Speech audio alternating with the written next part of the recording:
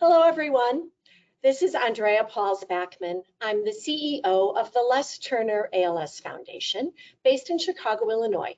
And I'm also honored to be a member of the board of directors of the International Alliance of ALS MND Associations. And I'm very happy to be here with you today. I want to speak about an issue that we've all across the globe encountered throughout 2020, and that's COVID-19. So I'd like to speak a little bit about how we at the Les Turner ALS Foundation met the challenges of ALS by putting patients first. So let me tell you a little bit about the Les Turner ALS Foundation. We were founded in 1977. We're one of the longest serving independent ALS groups in the country.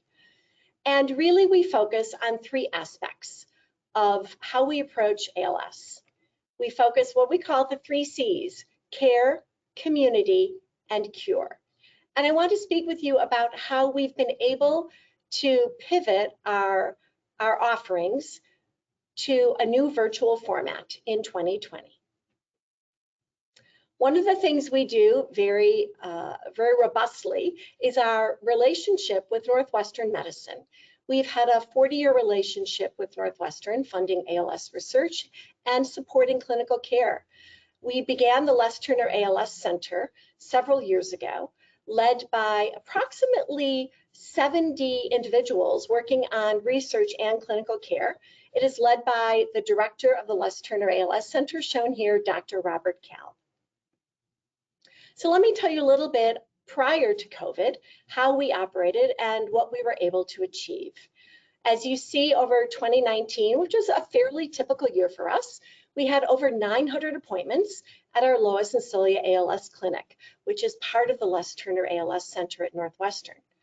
We had nearly 1,800 visits from our ALS support services coordinators. These are social workers and nurses who work for the Les Turner ALS Foundation, who meet individuals with ALS in their homes, in hospice, at their clinic visits, wherever they might be, in order to assist them and coordinate their care in between clinic visits. A big piece of what we do also involves ALS community education. And last year, we provided nearly 2,200 people, and that includes providers as well, with ALS education. We also are very invested in funding research pilot projects and clinical care, and we granted over $1 million to the Les Turner ALS Center. So 2020 hit. This may look familiar to you. This is a coronavirus, and we all learned very quickly when coronavirus hit the world that we needed to do and we needed to offer our services in a different way. So in March of this year, COVID-19 became active in the US, and we had 3 immediate areas of concern. We needed to assess the impact of COVID-19 on people living with ALS. We needed also to assure that they had access to treatment. We looked to modify and expand our service delivery and education to people living with ALS. And we knew, because there were economic consequences to this virus, that we needed to retool our revenue streams and to modify our expenses. So in March, as COVID became very active here in the US, the first thing we did was make sure that people living with ALS had access to the most current information about the virus, because it was changing how they lived their daily lives. So we launched a COVID-19 information and updates webpage. We were able to update it nearly daily with information about the virus, about how to protect themselves, and most importantly to people living with ALS, what to do for respiratory care. We also spoke with all of our social workers and nurses and immediately pulled those team members in from the field, so they were no longer visiting people in their homes, and unfortunately we could not offer our support groups in person. However, as you see from a picture here of Karen speaking with one of her patients, we were able to very quickly pivot to offer all of our services in a virtual format, and that included our support groups. We realized also in speaking with people living with ALS that there were certain emergency needs they had, and they had to meet them immediately.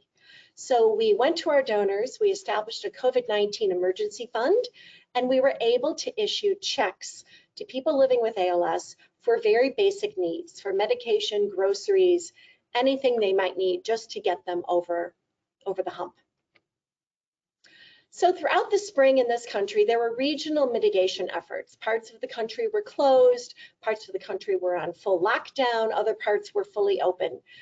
And regardless of where you were in the country, we needed to make sure that everyone living with ALS was contacted by a member of our staff. We identified what their pressing needs were, whether that was a clinic need, whether it was an equipment need, a financial need, a psychosocial need. We were able to assess those immediately. We also looked at our community engagement events, and we retooled all of them to be done virtually. And I'll show you some photos in a moment. The last thing we realized is that our community education program needed to be bigger and broader. So we hired a new manager of community education who came in to revamp those efforts. One of the things she did, and you'll see some photos here, is she did something called front porch visits. And we were able to go to people's homes. It was lovely weather here in Chicago, and we were able to keep our distance and to meet with people in person. And I can't tell you, in looking at Paul here with his daughters and his dog, or looking at Robert's family, how important it was for us to be able to be with people in person, and how important it was for them as well. Over the course of the summer and fall, we made a variety of programmatic changes. We redefined our home support visit program so that the visits we made were no longer perhaps 2 and 3 hours at someone's kitchen table, but they were shorter and they were more frequent, so we could deal with whatever needs were pressing at that time. We also realized in speaking with people that their method or their ways of grieving had changed. Because attendance at funerals was limited, because people could not gather at a worship service, or they could not gather to offer condolences in the same way, that we found people who had suffered losses during COVID had a particularly strong need to deal with grief issues. So we added a therapeutic bereavement support program. We also expanded our Celebration of Life program, which is something we have done every year for 30 years. And this program was so successful, it had a reach of over 3,000 people, all of whom needed to feel connected. And lastly, we launched a new ALS learning series, which is a monthly webinar series. We've already offered one on genetics and ALS, and in another week or so, we are offering one on ALS clinical trials. And you're seeing a photo here of a case conference with many of our support service coordinators, along with nurses from our clinic. Fundraising. Well, we knew that fundraising would change because as an organization, the Les Turner ALS Foundation has always held very well-attended events. People wanted to be together. We create community through these events. And that we realized that could no longer be done in the same way. So we launched all of our community engagement events virtually. You're seeing a photo here at the top of one of our board members, Deborah, from Team Mo Better, which is named for Deborah's sister, Michelle.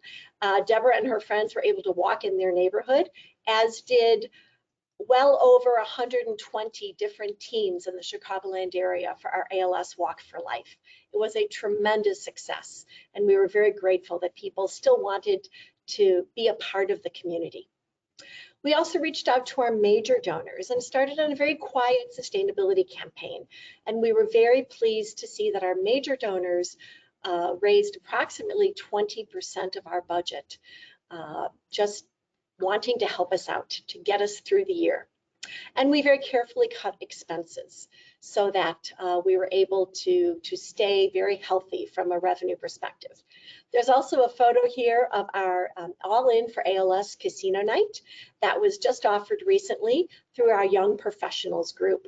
They've done this for over a decade and they still wanted to gather. We were able to do it virtually and it was a lot of fun. So let's go back to what the 3 C's look like: care, community, and cure now in 2020. We are still providing care. We've got a picture here of Dr. Franz doing a muscle test, a strength test on a patient. So our exceptional clinical care and our support services have continued despite COVID. Our community, we've continued to reach out to our community. You're seeing here a photo of our recent 10th annual Les Turner Symposium on ALS, which Dr. Sabrina Paganoni gave the keynote speech. Dr. Franz, along with Dr. Driss, who's the director of our clinic, and Dr. Wolf, who's our lead pulmonologist, all participated on a clinical conversations panel. And we're continuing to increase awareness and education of ALS. We had over 350 people from around the world take part in the symposium. And lastly, but not least, cure. Here is a picture of Dr. Franz with one of his research associates working on a research project. We are continuing to advance scientific research and therapeutic treatments. So what did we achieve over the course of the year? We saw an increase in our website visits of 55% over 2019. And we believe that is because we were able to offer much better education on our website. We saw a 68% increase in engagement, meaning there were people participating in our support services programs and our educational programs. I think you saw a number earlier of 2,200 people last year. We had over 3,400 people so far this year participate in these programs.